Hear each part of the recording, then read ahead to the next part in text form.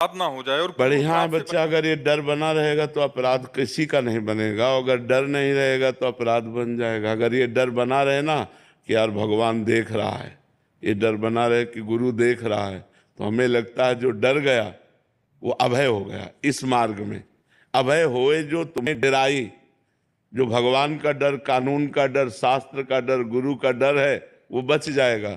और जो इनका डर नहीं रखता वो तो भ्रष्ट हो ही जाएगा।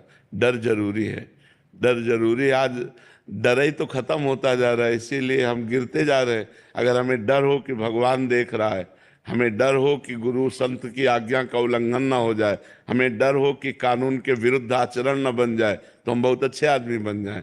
डर हमें अच्छा आदमी बना देता है। और जहां इधर निडर हुआ तो फिर वो गिर जाता है। जिसे है कि हम झूठ नहीं बोलेंगे, बेईमानी नहीं करेंगे, कोई जाने या ना जाने, भगवान तो जान रहा है ना। भगवान का डर है, गुरु का डर है, संत का डर है, वो अच्छी बात है, वो अच्छी बात है।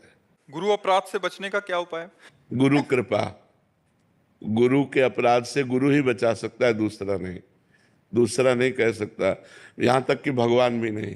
कबीरा हरि के रूठते गुरु की शरणे जाए, और कहे कबीर गुरु रूठते हरि नहीं होत सहाय। भगवान भी सहायता नहीं करते यदि गुरु रूठ जाए। गुरु रूठ जाए तो सिर्फ गुरु ही क्षमा कर सकता है, दूसरा कोई, गुरु से बड़ा कोई है ही नहीं त्रिभुवन में। भगवान भी गुरु के अधीन है। तो इसलिए हमें लगता है कि भगवान ही गुरु हैं, पर गुरु रूप से भगवान अधीन। जिसको गुरु चाहे उसको भगवान की भक्ति, प्रेम और भगवान प्रदान कर दे। गुरु महिमा है। इसलिए अगर गुरु से अपराध बन जाए तो गुरु के सामने ही विनय करनी चाहिए। वो कह दे जाओ क्षमा तो क्षमा। और विश्व में कहीं अपराध बना हो, गुरु क्षमा कर दे तो क्षमा हो जाए। गुरु अपराध का फल क्या होगा महाराज जी, अगर गुरु अपराध? प्रगति, बुद्धि भ्रष्ट हो जाना, नाना प्रकार के रोग आना, चिंता शोक में फंस जाना, भारी समस्याओं में फंस जाना। अपराध दुख प्रदान करता है ना, विपत्ति प्रदान करता है, संकट प्रदान करता है जी। महाराज जी, हमारी चित्तवृत्ति इधर उधर भागती रहती है। नाम जप करो, राधा राधा राधा राधा नाम जप करो। केशव। श्री हरिवंश महाराज। राधे राधे महाराज जी। महाराज जी, अगर सब कुछ कर्म से होता है तो ईश्वर की कृपा क्यों जरूरी है, और अगर सब कृपा से होता है तो कर्म का मूल्य क्या है? बच्चा, कर्म सीमा है, कर्म की एक सीमा है, कितना कर सकते हो, एक क्षमता है तुम्हारी। लेकिन कृपा असीम है। अनंत की प्राप्ति सीमित कर्मों से नहीं हो सकती। अनंत की प्राप्ति अनंत की कृपा से होगी। हमारी क्षमता बहुत छोटी सी है, परमात्मा बहुत महान है। उस महान परमात्मा को प्राप्त करने के लिए हमारी क्षमता नहीं है, हम प्रयास करते हैं। जैसे छोटा बच्चा, तो माँ जब देखती है कि इसका प्रयास निष्फल हो रहा है, ये लक्ष्य को नहीं प्राप्त कर सकता, तो अपनी गोद में लेकर पहुंचा देती है। तो माँ जो गोद में लेकर पहुंचा रही वो है कृपा, और जो कर्म है वो हमारा, वो उस बच्चे की तरह है जैसे जो अपने पैरों से चल नहीं पाता, केवल घुटनों से रेंग पा। माता ने देखा कि डेहरी बहुत बड़ी है, ये पार नहीं कर पाएगा, तो गोद में लिया, उधर कर दिया। वो है कृपा। भगवान की कृपा और हमारा कर्म दोनों को देखना होगा।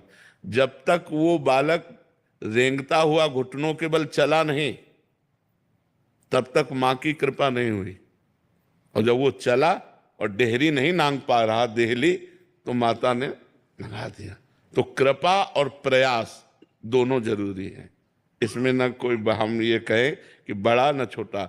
जब हम प्रयास करते हैं और हमारे प्रयास को प्रभु देखता है, तो वो अपनी कृपा रूपी गोद में लेकर के इस संसार समुद्र से हमें पार कर देता है। लेकिन हम प्रयास ही न करें, हम प्रयास ही न करें, तो फिर अनुभव, कृपा का अनुभव नहीं हो। हमें प्रयास करना। जैसे आप लोग प्रयास किए तो वृंदावन आए, प्रयास किए तो सत्संग में बैठे, प्रयास किए तो आपको वाणी सुनने को मिल रही है। तो ये जो वृंदावन आना हुआ, ये कृपा हुई। प्रथम यथामति प्रणवो श्री वृंदावन अतिरम्य, श्री राधिका कृपा बिनु सबके मनन अगम्य। तुम्हारे मन में भी जो बात आई, चलो वृंदावन चलते हैं, ये श्री जी ने प्रेरित किया। लेकिन चलना तो आपको पड़ा ना, बस में, ट्रेन में, जो भी आप जैसे भी आए, प्रयास तो आपका और कृपा लाडली जी की। तो ये दोनों जरूरी है। जैसे आकाश में पंछी दो पंखों से ही उड़ता है, एक पंख से नहीं उड़ सकता। ऐसे ही हम कृपा और प्रयास, पुरुषार्थ, दोनों पुरुषार्थ कर रहे हैं और भगवान की कृपा की याचना कर रहे हैं कि नाथ हमसे जितना बन पड़ रहा है उतना हम कर रहे हैं, पर इतने से आप मिलने वाले नहीं, आप अपनी कृपा से मिलते हो। तुम्हारी कृपा तुम्हारी रघुनंदन, जाने भगत भगत उर चंदन। तो दोनों का हमारे जीवन में होना अति आवश्यक है। पुरुषार्थ भी जिसे तुम कर्म कहते हो और कृपा भी।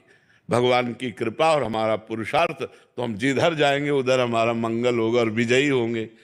अगर हमारा केवल पुरुषार्थ ही रहा तो उसमें फिर प्रारब्ध काम करे।